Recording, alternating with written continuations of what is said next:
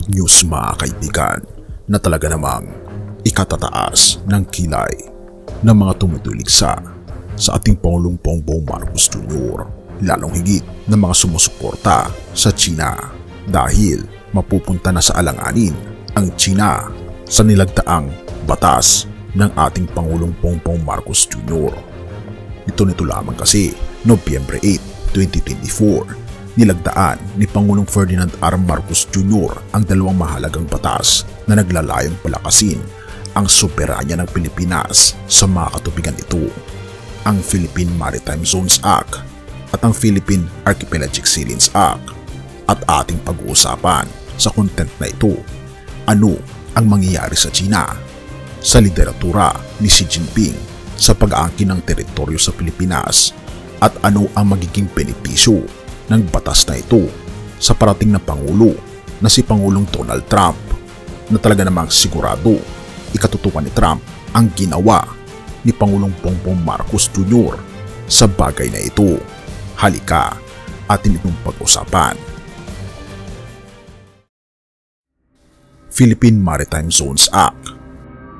Ang Philippine Maritime Zones Act ay ang batas na nagdedeklara ng mga maritime zone sa ilalim ng jurisdiksyon ng Pilipinas. Kabilang na dito ang internal waters, archipelagic waters, territorial sea, contiguous zone, exclusive economic zone, at continental shelf. Sa pamamagitan nito, malinaw na tinutukoy ang mga karapatan at obligasyon ng bansa sa mga nasabing lugar. Ito'y alinsunod sa United Nations Convention on the Law of the Sea o UNCLOS. Habang ang Philippine Archipelagic Sea Lanes Act ay tinatakda ng batas na ito ang mga partikular na sea lanes at air routes sa loob ng archipelagic waters ng Pilipinas kung saan maaring dumaan ang mga foreign vessels at aircraft. Layunin nito mapadali at ligtas at mabilis na paglalakbay ng mga dayuhang sasakyang pandagat at panghimpapawid nang hindi sinasakripisyo ang pambansang seguridad. At bakit nga ba mahalaga ang mga batas na ito? Ayon kay Pangulong Marcos, ang pagpapatupad ng mga batas na ito ay nagpapakita ng dedikasyon ng Pilipinas sa pagpapanatili ng isang rules-based international order at sa proteksyon ng mga karapatan nito bilang isang archipelagic state. Dagdag pa niya, ang mga batas na ito ay magbibigay ng kalinawan sa mga hangganan ng maritime zones ng bansa at magpapalakas sa kakayahan nitong pangasiwaan at protektahan ang mga likas na yaman sa mga nasabing lugar. Ang mga batas na ito ay inaasahang magbibigay ng mas matibay na pundasyon para sa mga hakbang ng Pilipinas sa pagprotekta sa mga karapatan nito sa West Philippine Sea at sa iba pang bahagi ng karagatang sakop ng bansa. Ang tanong ay, ano ang mga panganib ng mga batas na ito sa relasyon ng Pilipinas at China? Ang pagpirma ni Pangulong Ferdinand R. Marcos Jr. sa Philippine Maritime Zones Act at Philippine Archipelagic Sea Lanes Act ay naglalatag ng mas malinaw na jurisdiksyon ng Pilipinas sa mga karagatang sakop nito. Subalit ang hakbang na ito ay maaaring magdulot ng mas matinding tensyon sa China, lalo na sa usapin ng West Philippine Sea. Narito ang mga potensyal na panganib. Number 1, mas matinding claim disputes sa West Philippine Sea. Ang West Philippine Sea ay isang bahagi ng South China Sea na pinagtatalunan ng Pilipinas at China. Bagamat pabor sa Pilipinas ang 2016 arbitral ruling na binaliwala ng 9-dash line ng China, patuloy pa rin itong naglalatag ng presensya sa mga nagtatalunang teritoryo. At ito ang posibleng epekto. Malinaw na deklarasyon ng maritime zones ng Pilipinas ay maaring makita ng China bilang isang agresibong hakbang. Ito ay posibleng magresulta sa pagtaas ng militarisasyon sa rehiyon tulad ng pagtatayo ng karagdagang artificial islands at military installations. Pangalawa, pag-iigting ng diplomatic tensions. Ito ang kanyang panganib.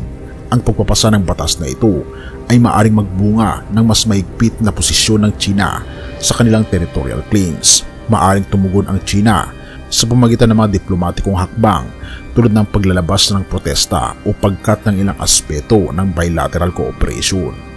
At ang posibleng epekto nito, posibleng maapektuhan ang kalakalan at investment ties sa pagitan ng Pilipinas at China, lalo na't isa ang China sa pinakamalaking trading partner ng Pilipinas. Number 3, pagtaas ng insidente ng harassment sa karagatan. Sa nakaraan, ilang beses nang napaulat ang harassment ng Chinese Coast Guard sa mga Pilipinong mangisda at patrol vessel sa West Philippine Sea. Ang mas malinaw na pagtatakda ng maritime boundaries ng Pilipinas ay maaaring magdulot ng mas maraming ganitong insidente. At ang posibleng epekto nito ay magdadala sa seguridad ng Pilipinong mangisda at sa operasyon ng Philippine Navy at Coast Guard sa rehiyon. Maaari ring magkaroon ng direct confrontation na magpapalala sa tensyon. Ngunit ang kagandahan nito, makikita natin na ipinagtatanggol ng ating Pangulo ang ating bansa at ika nga niya, wala ni isang pulgada ang mabibigay at maaagaw sa ating teritoryo. Nagpapahiwatig lamang ito ng matibay na paninindigan ng ating Pangulo. Ano naman ang benepisyo nito kay Donald Trump? Bagamat direktang batas ito ng Pilipinas, may ilang mga posibleng benepisyo para kay Donald Trump, lalo na siya ang susunod na Pangulo ng Estados Unidos sa 2025. At ito ang mga advantage sa kanya. Number 1, magpapalakas ng geopolitical influence ng US sa rehiyon. Ang paglilinaw ng maritime zones ng Pilipinas ay maaaring magbukas ng pinto para sa mas malapit na ugnayan sa Estados Unidos, lalo na sa larangan ng seguridad at depensa. Bilang dating tagapagtaguyod ng America First na pulisiya, maaaring gamitin ni Trump ang ganitong pagkakataon upang mapalakas ang presensya ng US military sa Asia Pacific sa ilalim ng kanyang administrasyon. Ang pagpapalakas ng alyansa sa Pilipinas ay nagbibigay ng mas malakas na leverage sa US sa harap ng banta ng China na isa sa mga pangunahing geopolitical rival ng Amerika. Number 2, magpapatibay ito ng US defense contracts. Bilang tagapagtaguyod ng ekonomiya ng Amerika, maaring makita ni Trump ang pagpapalalim ng defense cooperation sa Pilipinas bilang isang oportunidad para sa mga kontrata sa US defense industry. Ang mga armas, barko at teknolohiyang pangmilitar ay maaring ibenta sa Pilipinas upang palakasin ang kakayahan nitong depensahan ang mga maritime zones. At makakabuo ito ng mga trabaho sa sektor ng depensa ng US na maaring gamitin ni Trump bilang patunay ng kanyang pangakong buhayin ang industriya ng Pilipinas. Magtataguy din ito ng anti-China stance. Kilala si Trump sa matigas na paninindigan laban sa China, partikular sa usapin ng ekonomiya at seguridad. Ang pagsasabatas ng mga batas ng Pilipinas na nagpapalakas sa soberanya nito laban sa China ay maaaring gamitin ni Trump upang ipakita na epektibo ang kanyang foreign policy sa pagpapahina ng impluwensya ng Beijing. May papakita niya sa mga botante na ang kanyang administrasyon ay matagumpay sa pagbuo ng koalisyon ng mga bansa upang labanan ang anyay mapanirang gawain ng China. Isa pa rito na talaga namang mabebenefit din ang Pilipinas at ang Amerika ay ang pagkakataon para sa diplomatic wins. Maaring gamitin ni Trump ang mga batas na ito upang itulak ang mas pinalalim na diplomatikong relasyon sa Pilipinas. Bilang isa sa mga pangunahing bansang tumutol sa mga hakbang ng China sa South China Sea, ang US ay maaaring maging pangunahing katuwang ng Pilipinas sa pagtitiyak ng kaligtasan ng mga sea lanes. Ito ay magpapalakas sa imahe ni Trump bilang isang leader na may kakayahang pumunuan ang US sa panaigdigang larangan at protektahan ang mga interes ng kaalyado nito. At syempre, magkakaroon ng economic leverage sa trade at investments sa pamamagitan ng paglikha ng mas malinaw na maritime zones.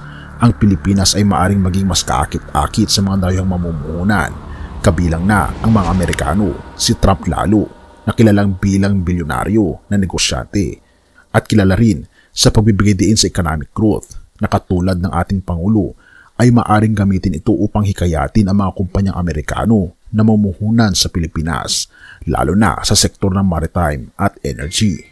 Ito ay nagpapalakas ng economic ties sa pagitan ng US at Pilipinas na magbibigay daan sa mas malaking oportunidad para sa mga negosyo ng Amerika.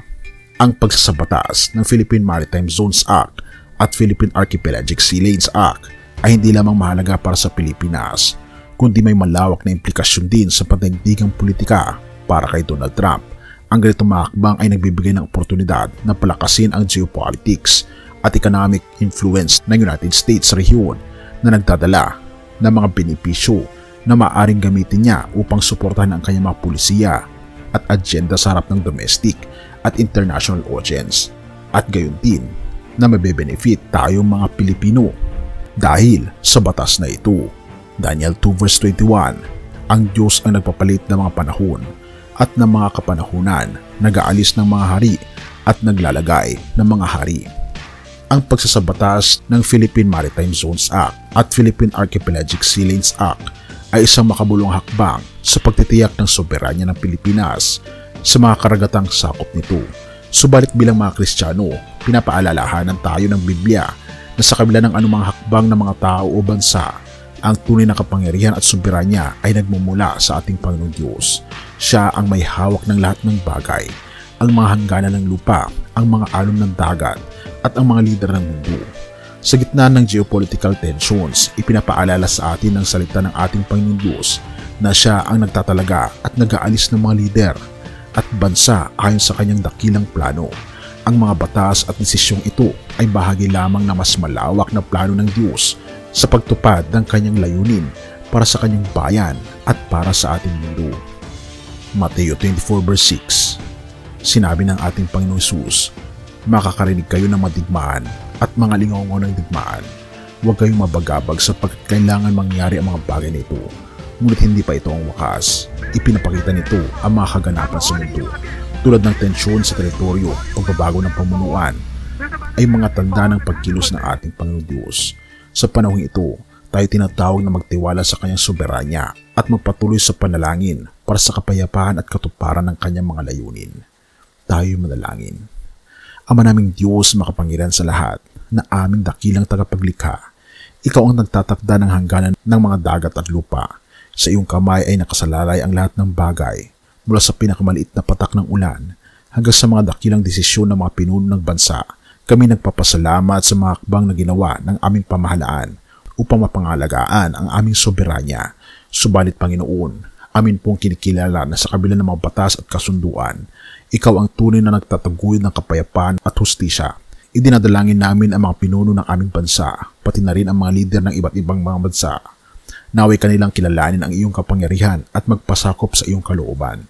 Sa harap ng mga tensyon at hamon, bigyan niyo po kami ng kapayapaan na nagmumula sa iyong presensya. Patatagin mo ang aming pananampalataya at turuan mo po kaming magtiwala na ang lahat ng nangyayari ay bahagi ng iyong dakilang plano. Naway magliwanag ang iyong liwanag sa gitna ng dilim at maghari ang iyong katarungan sa lupa. Sa inyo po namin itinatalaga ang aming buhay at patawarin po kami sa lahat ng aming pagkukulang pag-asala sapagkat kami sa matiling sa matamis na pangalan ng aming Panginoon Hesus. Amen.